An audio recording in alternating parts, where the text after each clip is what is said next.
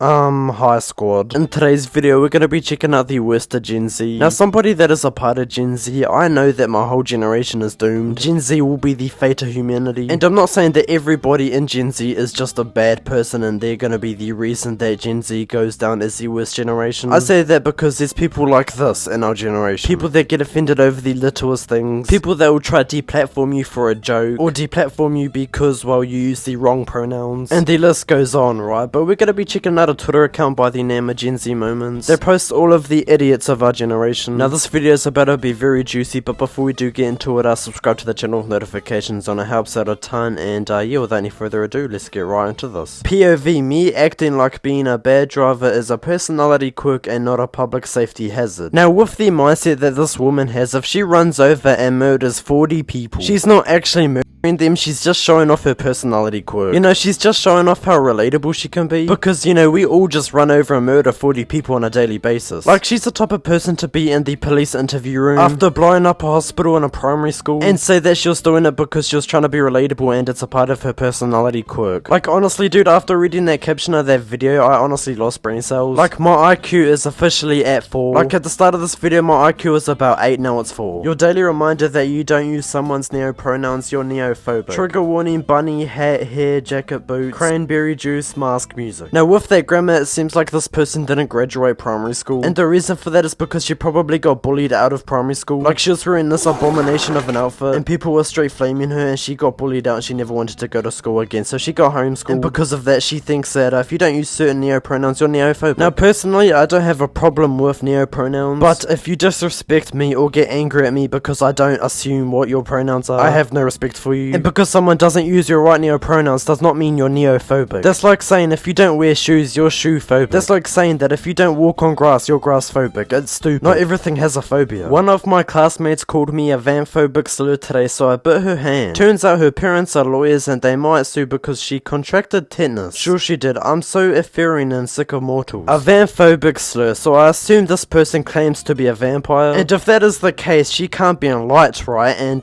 what's in the background? A light. So she should be burning up and dying right now. And even if it is only sunlight that makes her do that, you go to school in the daytime, don't you? You don't go to school at night time. So the story does not make sense. But going back on the van-phobic slur thing, like, what could be a vampire slur? The only thing I could think of is slat. Did she bite the hand of a Playboy Cardi fan? Like, was that Playboy Cardi fan going slat, slat, slat? And she's like, how dare you? And just randomly bit a Playboy Cardi fan. School starts in 2 weeks. This is why men suck. So men suck because school starts in 2 weeks for her. Makes sense, right? Oh, Monday's tomorrow. Oh, this is why women suck. That's the equivalent of what she just said. Like, I always see women on social media, especially TikTok, hating on the male gender for no reason. And I actually don't get why. Short people are the future. They consume less food, use less car fuel, and more of them can fit on Earth. They're basically eco-friendly humans. So the one thing that points out to me the most in this video is how this guy said that short people use less car fuel. Because apparently if you're short, the gas tank in your car is small. And that gas is just cheaper because you're short. And also, if you replace these 7+ billion people on Earth with just short people, the world's still gonna have way too many people in it. Like, if you're under 5'5", just say that.